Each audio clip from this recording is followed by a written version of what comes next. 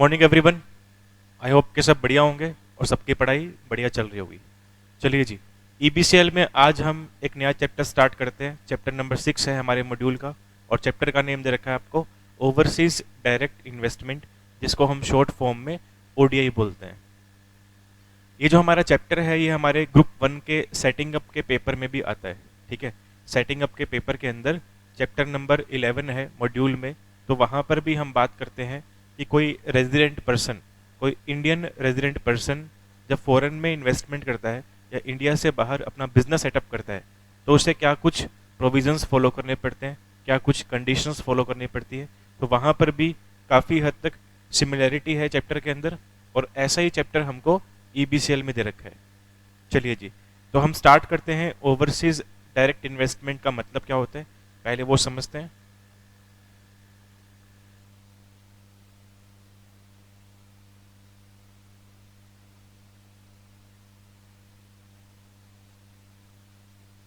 देखिए, सबसे पहले हम समझते हैं कि ओडीआई होती क्या है। ओडीआई क्या है वो हम समझते हैं।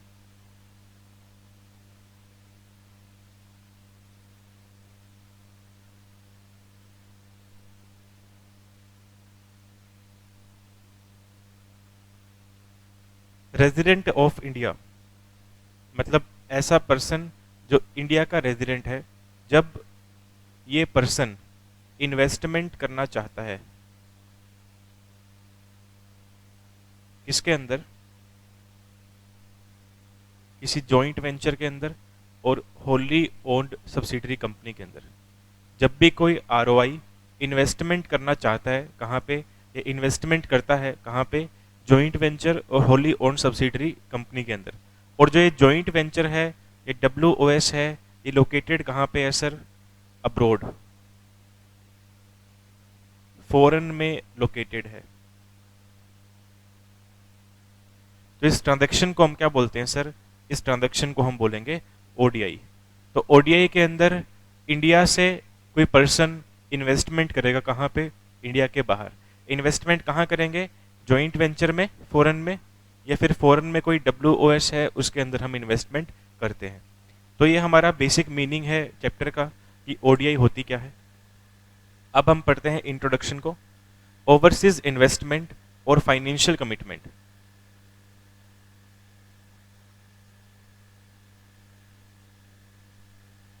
देखिए, ये कह रहे हैं कि जो हम इन्वेस्टमेंट करेंगे ना फॉरेन के अंदर, ओवरसीज मतलब फॉरेन में, जब हम फॉरेन के अंदर इन्वेस्टमेंट करेंगे तो उसको हम फाइनेंशियल कमिटमेंट भी बोलते हैं। ओवरसीज इन्वेस्टमेंट इन जेवी and डब्ल्यूओएस have been recognized as an important avenue for promoting global reach of Indian entrepreneurs. Joint ventures are perceived as a medium of economic and business cooperation between India and other countries. उसके बाद लिखा हुआ है transfer of technology, transfer of technology and skill, sharing of results of research and development, access to wider global market, promotion of brand image, generation of employment and utilization of raw material available in India and in the host country. host country मतलब जिस foreign country में हम investment करने वाले हैं उसे बोलते हैं host country. Are other significant benefits, तो ये सब आपको बेनिफिट्स दे रखे हैं जो ओवरसीज इन्वेस्टमेंट करने से होते हैं। तो ये सब हमारे पास बेनिफिट्स थे, एक ये रहा, एक ये है हमारे पास बेनिफिट। ये सारे हमारे पास बेनिफिट दे रखे हैं जो फॉरेन इन्वेस्टमेंट करने से होते हैं।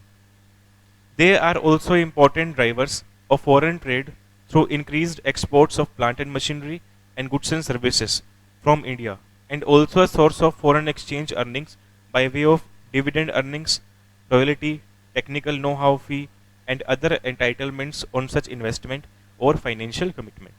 और ये भी अब आपको कुछ और बेनिफिट्स दे रखे हैं कि अगर हम फॉरेन के अंदर इन्वेस्टमेंट करते हैं, अगर हम ओवरसीज इन्वेस्टमेंट करते हैं तो उससे उससे होता क्या है, हम इंडिया से कोई रॉ मटेरियल, लेबर या फिर मशीनरी को फॉरेन के अंदर एक्सपोर्ट कर सकते हैं। ठीक है, उसके अलावा अगर हम फॉरेन के अंदर इन्वेस्टमेंट करते हैं किसी कंपनी के शेयर्स में इन्वेस्टमेंट किया, सिक्योरिटीज में इन्वेस्टमेंट किया। शेयर्स में इन्वेस्ट करेंगे तो फॉरेन से क्या मिलेगा सर, हमें डिविडेंड की इनकम होगी, ठीक है, royalty, technical know how fee.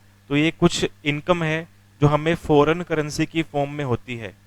Foreign exchange earning मतलब फॉरेन करेंसी की फॉर्म में हम अर्निंग कर सकते हैं, अर्निंग करने का मौका पा सकते हैं। कब? अगर हम फॉरेन में इन्वेस्टमेंट करेंगे तो। नेक्स्ट लिखा हुआ है फॉरेन एक्सचेंज मैनेजमेंट, ट्रांसफर और issue of any foreign security regulation 2004 regulate acquisition and transfer of foreign security bye a person resident in India, that is investment by Indian entities in overseas joint venture and WOS as also investment by a person resident in India in shares and securities issued outside India। अब यहाँ पे क्या बोल रहा है, ये कह रहा है कि जब भी कोई ROI रेजिडेंट ऑफ इंडिया, जब भी कोई ROI फॉरेन के अंदर किसी फॉरेन सिक्योरिटी को एक्वायर करता है, ठीक है, या फिर जब भी कोई इंडियन एंटिटी फॉरेन में किसी फॉरेन की एंटिटी से मिलकर जेवी करती है, या कोई इंडियन एंटिटी फॉरेन के अंदर अपनी WOS सेटअप करती है, या कोई पर्सन रेजिडेंट इन इंडिया मतलब ROI ऐसा काम कर रहा है कि जॉइंट वेंचर कर रहा है या WOS कर रहा है, कहाँ पे? फॉरेन के अंदर। तो कह रहा है कि उस केस में हमको फॉरेन एक्सचेंज मैनेजमेंट, ट्रांसफर और issue of any foreign security regulations 2004 इसको फॉलो करना पड़ेगा। तो जब भी कोई ROI फॉरेन के अंदर कोई फॉरेन सिक्योरिटी एक्वायर कर रहा है या ट्रांसफर कर रहा है तो उसको ये रेगुलेशंस फॉलो करनी पड़ेंगी। साथ ही साथ जब भी कोई इंडियन एंटिटी या कोई इंडियन ROI फॉरेन के अंदर किसी जेवी में, किसी WOS में इन्वेस्टमेंट कर रहे हैं, उस केस में भी हमको रेगुलेशंस, फेमा की जो रेगुलेशंस है वो फॉलो करनी पड़ेगी। फिर नेक्स्ट लिखा हुआ है कि अगर हम फॉरेन के अंदर इन्वेस्टमेंट करना चाहते हैं, अगर हम फॉरेन के अंदर इन्वेस्टमेंट करना चाहते हैं तो उसके दो रास्ते हमारे पास है। First is automatic route and second one is approval route. तो दो तरीके हैं हमारे पास फॉरेन के अंदर इन्वेस्टमेंट करने के। ऑटोमेटिक रूट में आपको परमिशन की नीड नहीं है, ओनली इंटीमेशन देनी है RBI को, और अप्रूवल रूट के अंदर आपको RBI प्लस गवर्नमेंट से आपको परमिशन लेनी पड़ेगी। उसके बाद कुछ डेफिनेशंस दे रखी है कि फाइनेंशियल कमिटमेंट का मतलब क्या होता है। फाइनेंशियल कमिटमेंट का वैसे बेसिकली हम मतलब समझे तो क्या बनेगा, इन्वेस्टमेंट।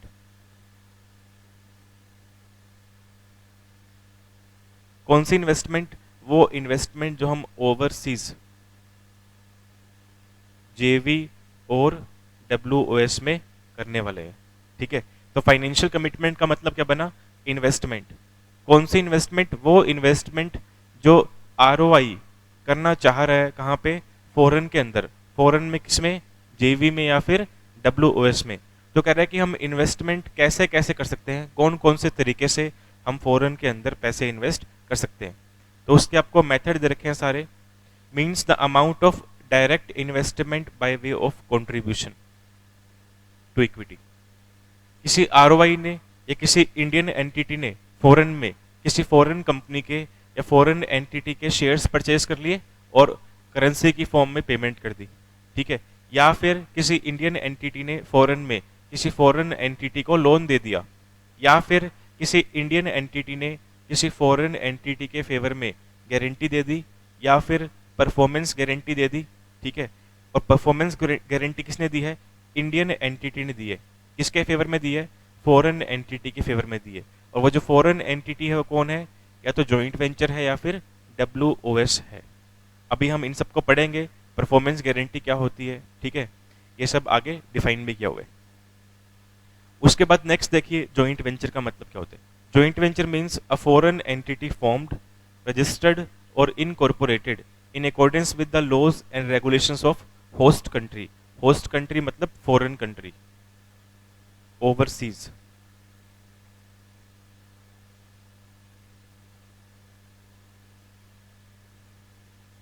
ओवरसीज बोल दो या फॉरेन बोल दो, country in which the Indian party makes a direct investment. तो कह रहे हैं कि जब भी कोई इंडियन पार्टी किसी फॉरेन एंटिटी के साथ मिलकर काम करती है उसे हम क्या बोलेंगे? जॉइंट वेंचर बोलते हैं। उसके बाद नेक्स्ट डिफाइन किया हुआ है WOS, wholly own subsidiary, means a foreign entity formed, registered or incorporated in accordance with the laws and regulations of host country. Host country मतलब फिर से दोबारा वही लिखा हुआ है, फॉरेन कंट्री या overseas country, whose entire capital, entire capital मतलब टोटल कैपिटल किसके पास है, किसी इंडियन पार्टी के पास है। तो कोई इंडियन पार्टी जब फॉरेन के अंदर किसी फॉरेन एंटिटी के 100% शेयर्स ओन करती है, 100% कंट्रोल, किसी फॉरेन एंटिटी का 100% कंट्रोल इंडियन पार्टी के पास है, तो उस फॉरेन एंटिटी को हम क्या बोलेंगे, इंडियन पार्टी की WOS बोलते हैं। उसके बाद नेक्स्ट आइए, इन्वेस्टमेंट इन JV और WOS। An Indian party which have been permitted to make investment, undertake financial commitment in overseas joint venture और WOS as per the ceiling prescribed by RBI from time to time. Ceiling मतलब maximum limit.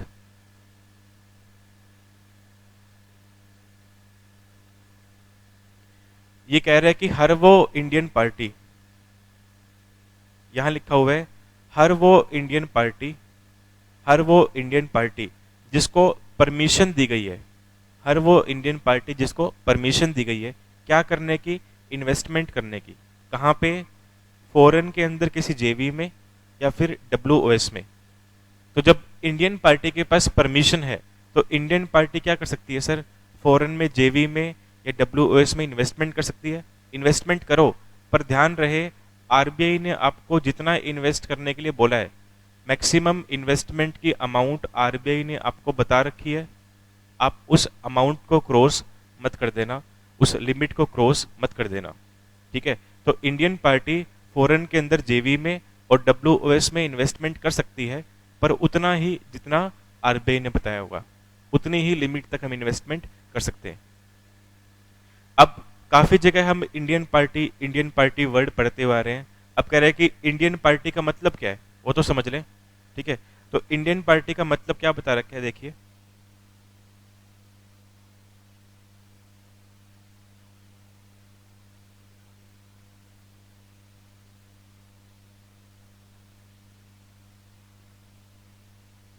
Indian party कौन है, इसमें कौन कौन cover है वो देखो।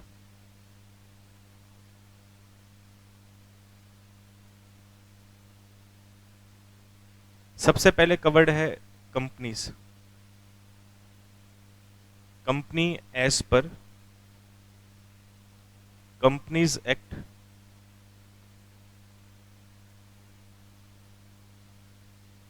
2013। सेकंड कवर है सर LLP एज पर LLP एक्ट 2008। थर्ड कवर है sir registered, registered partnership firm as पर इंडियन पार्टनरशिप एक्ट 1932। उसके बाद any other entity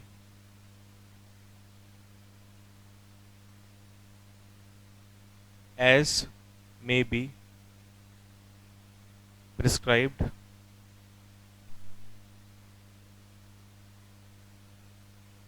bye RBI। तो इंडियन पार्टी में ये तीन तरह की एंटिटीज कवर्ड है। इनके अलावा RBI किसी अदर एंटिटी को अलाउ करता है तो वो भी इसमें कवर हो जाएगी। तो मतलब फॉरेन के अंदर अगर JV में या WOS में इन्वेस्टमेंट करनी है तो कंपनी को अलाउ किया हुआ है, LLP को अलाउ किया हुआ है और पार्टनरशिप फर्म को अलाउ किया हुआ है। पार्टनरशिप फर्म कौन सी, रजिस्टर्ड।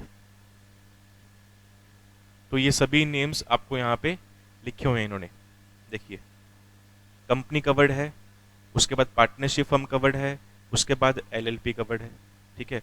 उसके अलावा एनी अदर एंटिटी भी कवर्ड है जिसको RBI नोटिफाई करेगा। फिर नेक्स्ट लिखा हुआ है when more than one such company, body or entity makes investment in foreign JV और WOS, such combination will also form as Indian party. देखिए अब ये क्या बोलना चाह रहा है,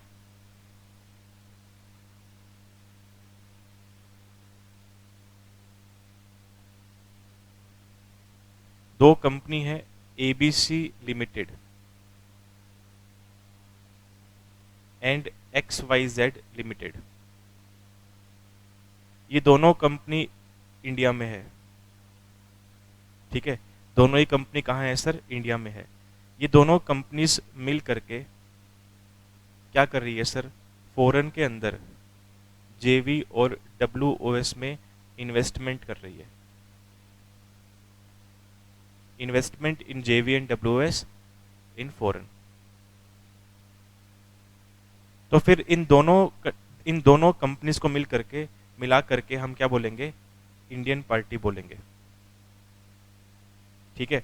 तो इंडियन पार्टी में एक अकेली एंटिटी भी कवर्ड है और कॉम्बिनेशन में इन्वेस्टमेंट किया जा रहा है, तो उस कॉम्बिनेशन को भी हम क्या बोलेंगे? इंडियन पार्टी बोलेंगे। उसके बाद नेक्स्ट देखिए फाइनेंशियल कमिटमेंट, मतलब total financial commitment. Financial commitment मतलब इन्वेस्टमेंट की बात हो रही है, मतलब total investment. Total investment Indian party कितनी कर सकती है? किसमें?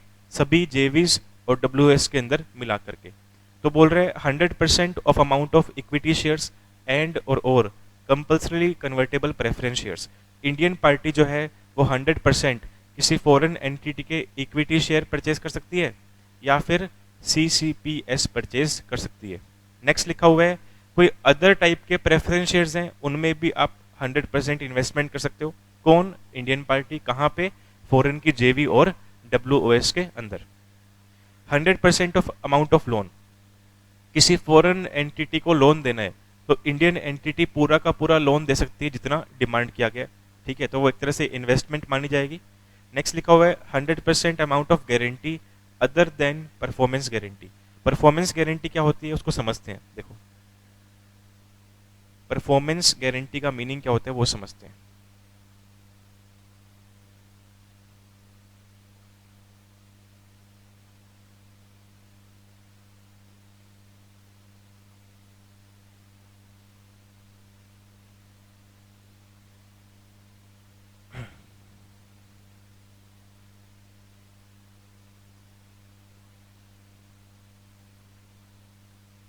XYZ लिमिटेड एक कंपनी है इंडिया में, ठीक है। एक कंपनी है फॉरेन के अंदर ABC इनकॉर्पोरेशन। ABC इनकॉर्पोरेशन एक कंपनी कहाँ है? USA में। USA गवर्नमेंट, USA की जो गवर्नमेंट है इसने क्या किया? ABC इनकॉर्पोरेशन को कोई टेंडर दिया पूरा करने के लिए, ठीक है। मतलब USA की जो गवर्नमेंट है उसने क्या किया? उसने USA की ABC कंपनी को कोई काम दिया, कोई प्रोजेक्ट दिया पूरा करने के लिए। टेंडर बोल दो, प्रोजेक्ट बोल दो, एक ही बात है। अब USA की गवर्नमेंट क्या बोल रही है ABC इनकॉर्पोरेशन को कि हम आपको टेंडर दे देंगे, हम आपको प्रोजेक्ट दे रहे हैं या दे देंगे, पर हमारी एक कंडीशन है। हमारी क्या है? एक कंडीशन है कि आप हमें ये बता दो कि आप कितने टाइम में काम पूरा कर दोगे, ठीक है। तो ABC इनकॉर्पोरेशन ने USA गवर्नमेंट को प्रॉमिस किया कि जो प्रोजेक्ट आप हमें दे रहे हो वो हम 1 साल में कंप्लीट कर देंगे, 1 साल के अंदर कंप्लीट कर देंगे। अब USA गवर्नमेंट बोल रही है कि ठीक है, आप जो बोल रहे हो बोलने में अच्छा है, ठीक है, हम आपकी बात मानते हैं, रिस्पेक्ट करते हैं, पर हमें फिर भी आप परफॉर्मेंस गारंटी दिलवा दो किसी अदर एंटिटी से। अब परफॉर्मेंस गारंटी का मतलब क्या हुआ? कल को अगर with in 1 year ABC incorporation government का दिया हुआ टेंडर या प्रोजेक्ट 1 साल में पूरा नहीं कर पाई, ठीक है, तो फिर क्या हुआ? आपने परफॉर्मेंस पूरी नहीं की, आपने ब्रीच कर दिया, जो प्रॉमिस आपने किया था उसको ब्रेक कर दिया, आपने 1 साल में अपना काम पूरा नहीं किया। तो फिर उस केस में जो एंटिटी परफॉर्मेंस गारंटी देगी, ठीक है, परफॉर्मेंस गारंटी मान लो दे रही है XYZ limited. XYZ limited company ने क्या किया? परफॉर्मेंस गारंटी दी। इसके फेवर में सर ABC इनकॉर्पोरेशन कंपनी के फेवर में गारंटी किसको दे दी? यूएसए गवर्नमेंट को दे दी परफॉर्मेंस गारंटी। अब कल को एक साल में अगर एबीसी कंपनी काम पूरा नहीं करती, तो काम पूरा नहीं होने की वजह से जो लॉस होगा, काम पूरा नहीं होने की वजह से जो लॉस होगा, वो लॉस कौन भरेगा sir? X Y Z company reimburse करेगी, क्योंकि एक्स वाई जेड कंपनी ने परफॉर्मेंस गारंटी दे रखी है एबीसी के फेवर में। किसको? यूएसए गवर्नमेंट को। तो इस चीज को हम बोलते हैं परफॉर्मेंस गारंटी। तो परफॉर्मेंस गारंटी एक ऐसी गारंटी है जो हम किसी कॉन्ट्रैक्ट को, किसी टेंडर को पूरा करने के लिए किसी दूसरी एंटिटी के फेवर में देते हैं। मतलब कॉन्ट्रैक्ट और टेंडर किसी और एंटिटी को मिला है, जैसे हमारे वाले केस में है, और परफॉर्मेंस गारंटी कोई और एंटिटी दे रही है उस एंटिटी के फेवर में जिसको कॉन्ट्रैक्ट दिया गया है, जिसको टेंडर दिया गया है, जिसको प्रोजेक्ट दिया गया है। तो इसको हम बोलते हैं परफॉर्मेंस गारंटी। अब हमारा पॉइंट नंबर डी क्या बोल रहा है? 100% ऑफ अमाउंट ऑफ गारंटी। मतलब कोई इंडियन पार्टी फॉरेन की जेबी में, फॉरेन की डब्ल्यूएस के फेवर में कैसी भी गारंटी दे सकती है पूरे के पूरे 100% अमाउंट की। 100% अमाउंट की गारंटी इंडियन पार्टी दे सकती है।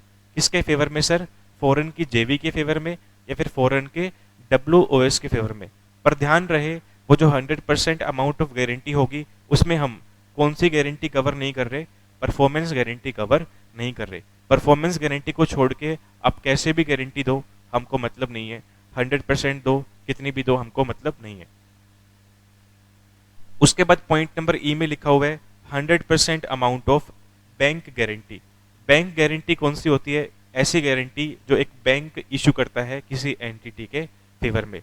तो जब कोई रेजिडेंट बैंक, मतलब जब कोई इंडियन बैंक किसी फॉरेन की जेवी और डब्ल्यूएस के फेवर में गारंटी देगा, तो उसको बोलते हैं बैंक गारंटी। और बैंक गारंटी भी कितनी अलाउड है? पूरे की पूरी 100% अलाउड है। उसके बाद बात कर रहे हैं परफॉर्मेंस गारंटी की। अभी हमने पॉइंट डी पढ़ा था। पॉइंट डी में 100% गारंटी अलाउड है, पर कौन सी उसमें कवर नहीं थी? परफॉर्मेंस गारंटी कवर नहीं थी। तो परफॉर्मेंस गारंटी हम कितनी दे सकते हैं? मैक्सिमम 50%। ठीक है, परफॉर्मेंस गारंटी कितनी देंगे सर? मैक्सिमम 50% देंगे। तो हमने जो अभी एग्जाम्पल पढ़ा था, इसमें जो परफॉर्मेंस गारंटी दी जाएगी इंडियन पार्टी के थ्रू, किसके फेवर में? एबीसी कंपनी के फेवर में। किसको? यूएसए गवर्नमेंट को। वो कितनी होगी सर? 50%। तो अगर एक साल में काम पूरा नहीं हुआ, अगर एबीसी कंपनी ने यूएसए गवर्नमेंट का एक साल में काम पूरा नहीं किया, और काम पूरा नहीं होने की वजह से मान लो यूएसए गवर्नमेंट को डॉलर्स 5 लाख का लॉस हो रहा है। ठीक है, काम पूरा नहीं होने की वजह से यूएसए गवर्नमेंट को लॉस कितना हो रहा है? 5 लाख डॉलर्स का। तो इस केस में जो इंडियन कंपनी है XYZ कंपनी, इसने क्या कर रखा है? परफॉर्मेंस गारंटी दे रखी है। तो कितना रिम्बर्समेंट XYZ कंपनी करेगी सर? $2.5 lakhs। ठीक है, पूरा रिम्बर्स नहीं करेगी, हम ओनली 50% तक दे सकते हैं मैक्सिमम, ऐसा आरबीआई बोल रहा है। तो हम जितना भी लॉस होगा उसका 50% रिम्बर्समेंट ये कंपनी करेगी। किसको? गवर्नमेंट को। उसके बाद नेक्स्ट आइए, permissible source of funding overseas direct investment. Topic का मतलब क्या बन रहा है? टॉपिक की हेडिंग क्या बन रही है? ये कह रहा है कि जब भी कोई इंडियन पार्टी ओडीआई करना चाहती है, ओडीआई में हम क्या करते हैं सर? इंडियन पार्टी पैसा इन्वेस्ट करेगी। कहाँ पे? फॉरेन के अंदर। तो पैसा इन्वेस्ट करने के लिए पैसा कहाँ से आएगा? पैसा इन्वेस्ट करने के लिए पैसा होना भी तो चाहिए ना। तो फॉरेन करेंसी आपके पास होनी चाहिए। अगर मान लो कोई इंडियन पार्टी यूएसए में इन्वेस्टमेंट करना चाहती है ओडीआई की फॉर्म में, अब यूएसए में जो करेंसी चलती है, डॉलर्स चलते हैं, वो आपके पास होने भी तो चाहिए। इंडियन पार्टी के पास फॉरेन करेंसी होनी भी तो चाहिए इन्वेस्ट करने के लिए। ठीक है, या फिर मान लो जो इंडियन एंटिटी है वो किसी अदर कंट्री में, किसी और कंट्री में इन्वेस्टमेंट करना चाहती है, तो जिस भी कंट्री में आप इन्वेस्टमेंट करना चाहते हो उस कंट्री की करेंसी इंडियन पार्टी के पास होनी तो चाहिए ना इन्वेस्ट करने के लिए। तो कह रहे हैं कि वो करेंसी कहाँ से आएगी? आपके पास पैसों का इंतजाम कहाँ कहाँ से हो सकता है, वो सारे आपको केस दे रखे हैं। तो funding for overseas direct investment can be made by one or more of the following sources. तो कह रहे हैं कि अगर हम फॉरेन के अंदर इन्वेस्टमेंट करते हैं, उसके लिए फंड्स हमारे पास कहाँ कहाँ से आ सकते हैं, उसके आपको ये 7 तरीके दे रखे हैं। इन 7 में से किसी भी तरीके से ये कॉम्बिनेशन मिला करके आप फंड्स इकट्ठे कर सकते हो। क्या करने के लिए? फॉरेन के अंदर ओडीआई करने के लिए। तो देखिए कहाँ कहाँ से फंड्स आएंगे। Drawal of foreign exchange from AD bank in India. जो इंडिया में ऑथराइज्ड डीलर बैंक होंगे उनसे आप फॉरेन करेंसी ले सकते हो इंडियन रुपी दे करके। मान लो मैं इंडियन पार्टी हूँ, मुझे फॉरेन में इन्वेस्टमेंट करनी है, मुझे यूएसए में इन्वेस्टमेंट करनी है, जिसके लिए मुझे क्या चाहिए? डॉलर्स चाहिए। तो मेरे पास रुपीस होंगे, तो मैं एडी बैंक को रुपीस दूंगा और बदले में क्या ले लूंगा? डॉलर्स ले लूंगा और वो डॉलर यूएसए में इन्वेस्ट कर दूंगा। ठीक है। सेकंड लिखा हुआ है स्वैप ऑफ शेयर्स। अगर कोई इंडियन कंपनी फॉरेन में किसी जेवी में किसी डब्ल्यूएस में इन्वेस्टमेंट करना चाहती है, तो इंडियन कंपनी क्या करेगी? अपने शेयर उनको इशू करेगी और उनके शेयर खुद ले लेगी। तो यहाँ पे हमने क्या कर लिया सर? शेयर्स के बदले में शेयर्स एक्सचेंज कर लिए, मनी कंसिडरेशन बीच में आया ही नहीं। ठीक है। इंडियन कंपनी ने अपने शेयर फॉरेन की कंपनी को दे दिए और फॉरेन कंपनी से बदले में शेयर्स ले लिए, तो शेयर्स की अदला बदली हो गई ना, इसी को बोलते हैं स्वैप ऑफ शेयर्स। थर्ड दिया हुआ है कैपिटलाइजेशन ऑफ एक्सपोर्ट। इसका मतलब क्या बनता है? कोई इंडियन एंटिटी, कोई इंडियन पार्टी ने क्या किया? फॉरेन के अंदर कुछ एक्सपोर्ट किया। इंडियन पार्टी ने क्या किया? फॉरेन के अंदर कुछ एक्सपोर्ट किया। एक्सपोर्ट करने के बदले में पैसे मिलेंगे। ठीक है। मान लो किसी इंडियन पार्टी ने यूएसए में कुछ एक्सपोर्ट किया और जो एक्सपोर्ट किया उसकी अमाउंट कितनी है? हम एग्जांपल लेके चल रहे हैं यूएस डॉलर्स 50,000। इतना पैसा हमारे पास आने वाला है एक्सपोर्ट करने के बदले में। तो उस इंडियन पार्टी ने क्या किया? फॉरेन एंटिटी से पैसा ले लिया, जिससे पैसा लेना था एक्सपोर्ट करने के बदले में, और इस पैसे को यूएसए में ही इन्वेस्ट कर दिया। तो पैसा हम इंडिया में लेकर के नहीं आए, जो चीज हमने एक्सपोर्ट की थी, एक्सपोर्ट करने के बदले में जो फॉरेन करेंसी हमारे पास आई उसको हम इंडिया में लेके नहीं आए, हमने फॉरेन करेंसी लेके वहीं के वहीं उसी कंट्री में इन्वेस्ट कर दी। इसे बोलते हैं कैपिटलाइजेशन ऑफ एक्सपोर्ट। नेक्स्ट लिखा हुआ है प्रोसीड्स ऑफ ईसीबी। चैप्टर पढ़ा था हमने पूरा ईसीबी का। तो अगर कोई इंडियन एंटिटी फॉरेन के अंदर इन्वेस्टमेंट करना चाहती है तो इंडियन एंटिटी क्या कर सकती है? जिस कंट्री में हमें इन्वेस्टमेंट करनी है उसी कंट्री से आप लोन ले लो, उसी कंट्री से आप क्या ले लो? ईसीबी की फॉर्म में लोन रेज कर लो और उस लोन के पैसे को उसी कंट्री में इन्वेस्ट कर दो, तो हो गया जुगाड़ पैसों का। ठीक है। या फिर एफसीसीबी। एफसीसीबी में क्या करेंगे? जो इंडियन एंटिटी है वो फॉरेन के अंदर इंडियन एंटिटी को जिस फॉरेन कंट्री में इन्वेस्टमेंट करनी है उस कंट्री में हम क्या इशू कर देंगे? Foreign currency convertible bonds issue करेंगे फॉरेन की पब्लिक को। तो वहां से फॉरेन करेंसी आएगी, फॉरेन करेंसी लेके हमने फॉरेन में इन्वेस्ट कर दी। In exchange of ADR GDR, American depository receipts and global depository receipts. तो अगर हमें अमेरिका में ओडीआई करनी है तो हम अमेरिका में क्या इशू कर देंगे सर? अमेरिका में हम उस फॉरेन कंपनी को जिसमें हमें इन्वेस्टमेंट करनी है उसको हम एडीआर इशू कर देंगे और बदले में उससे हम उसके इक्विटी शेयर ले लेंगे। अगर हमको अमेरिका के अलावा, यूएसए के अलावा किसी अदर कंट्री में इन्वेस्टमेंट करनी है जेवी और डब्ल्यूएस की फॉर्म में, तो हम क्या करेंगे? हमें जिस कंट्री में इन्वेस्टमेंट करनी है और जिस कंपनी में इन्वेस्टमेंट करनी है उसको हम जीडीआर इशू कर देंगे और उससे बदले में उसके इक्विटी शेयर्स ले लेंगे। नेक्स्ट लिखा हुआ है balances held in exchange earners foreign currency account of Indian party maintained with authorised dealer. Indian party कौन? जिसको इन्वेस्टमेंट करनी है। इंडियन पार्टी का इंडिया में एक अकाउंट होता है, उसे बोलते हैं ईईएफसी अकाउंट। ठीक है। कोई भी पर्सन ये ईईएफसी अकाउंट इंडिया में ओपन करवा सकता है। इस अकाउंट के अंदर आप only and only foreign currency maintain करते हो, इंडियन करेंसी इस अकाउंट में मेंटेन नहीं की जाती। तो अगर कोई इंडियन पार्टी ऐसी है जिसका इंडिया में ईईएफसी बैंक अकाउंट है और उस बैंक अकाउंट के अंदर फॉरेन करेंसी पड़ी है, तो उस फॉरेन करेंसी को आप यूज कर सकते हो फॉरेन के अंदर ओडीआई करने के लिए। और लास्ट लिखा हुआ है proceeds of foreign currency funds raised through ADR और जीडीआर। अब यहाँ पर भी एडीआर जीडीआर की बात कर रहा है और पॉइंट नंबर 5 में भी एडीआर जीडीआर की बात कर रहा था, पर दोनों में फर्क है। पॉइंट नंबर 5 जो पढ़ा था हमने, जिसमें एडीआर जीडीआर की बात हो रही थी, वहां पे हमने क्या किया था? Indian party ADR GDR directly उसी फॉरेन कंपनी को, उसी फॉरेन एंटिटी को इशू कर रही है जिसमें हमें इन्वेस्टमेंट करनी है, तो उसको हमने एडीआर जीडीआर दे दिए और बदले में उससे हमने उनके इक्विटी शेयर ले लिए, तो वहां पे एक्सचेंज हुआ था एडीआर जीडीआर का इक्विटी शेयर्स के बदले में। पॉइंट नंबर 7 में क्या लिखा हुआ है, जिस फॉरेन कंट्री में हमें इन्वेस्टमेंट करनी है, मान लो कि हमें ओडीआई करना है यूएसए में, तो हम क्या करेंगे, यूएसए की पब्लिक को हम एडीआर इशू करेंगे। कौन इशू करेगा, इंडियन पार्टी यूएसए की पब्लिक को एडीआर इशू करेगी, और एडीआर इशू करने से जो फंड्स आएंगे उन फंड्स को हम यूएसए में किसी फॉरेन एंटिटी के अंदर इन्वेस्ट कर देंगे, जहां पे हमें जेवी करना है, डब्ल्यूएस करना है। या फिर जीडीआर की बात करें तो अगर अमेरिका को छोड़ दें, यूएसए को छोड़ दें, किसी अदर कंट्री की बात कर लो, रशिया की बात कर लो, जर्मनी की बात कर लो, स्विट्जरलैंड की बात कर लो, ठीक है, हमें इनमें से किसी कंट्री के अंदर जेवी और डब्ल्यूएस करना है, तो हम क्या करेंगे, जीडीआर इशू करेंगे पब्लिक को। फिर पब्लिक से फॉरेन करेंसी हमारे पास आएगी, उस फॉरेन करेंसी को हम उसी कंट्री में इन्वेस्ट कर देंगे।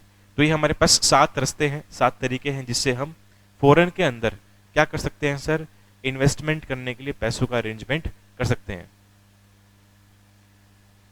उसके बाद देखिए नेक्स्ट टॉपिक दे रखा है आपको, Indian company making investment in a JV WS abroad in the financial service sector. अब यहां पे बात हो रही है फाइनेंशियल सर्विस सेक्टर, मतलब इंडियन कंपनी फॉरेन में एक ऐसी जेवी या एक ऐसी डब्ल्यूओएस के अंदर इन्वेस्टमेंट करना चाहती है जो कौन से सेक्टर में काम कर रही है सर, फाइनेंशियल सेक्टर में काम कर रही है।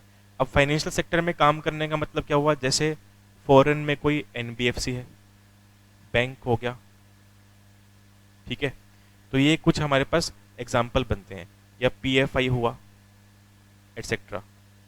ये कुछ एग्जाम्पल है जिनको हम क्या बोलते हैं, ये कुछ एग्जाम्पल है जो कौन से सेक्टर में काम कर रहे हैं सर, फाइनेंशियल सर्विस सेक्टर में काम कर रहे हैं। तो अगर किसी इंडियन कंपनी को फॉरेन में एक ऐसी एंटिटी में इन्वेस्टमेंट करनी है जो फाइनेंशियल सेक्टर में काम कर रही है, तो उसके लिए हमें क्या कुछ कंडीशंस फुलफिल करनी पड़ेगी, हमें मतलब उस इंडियन कंपनी को क्या कुछ कंडीशंस फुलफिल करनी पड़ेंगी, वो कंडीशंस आपको यहाँ पे डिफाइन कर रखी है, देखिए। Only an Indian company engaged in financial service sector activities can make investment in JV or WS abroad in the financial service sectors provided it fulfill the following additional conditions। तो पहली condition क्या दे रखी है, जिस Indian